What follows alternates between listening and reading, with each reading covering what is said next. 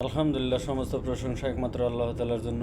একটু কথাগুলো শুনে যাবেন ভাই। জীবন চালানোর জন্য বাস্তব রূপ তৈরি করার চেষ্টা করি, তাই বারে বার যে বলে থাকি আল্লাহ তাআলার বহুত বড় নিয়ামত সুস্থতা।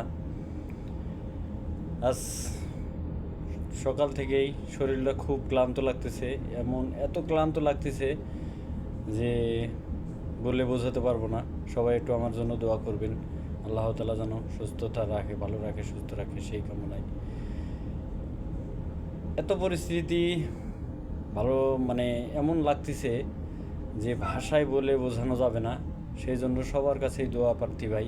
সবাই একটু দয়া করে, মায়া করে, একটু খাস করে দোয়া করে দেবেন যাতে আমি তাড়াতাড়ি সুস্থ হয়ে যাই। সুস্থতা আল্লাহ তাআলার বহুত বড় নিয়ামত ভাই।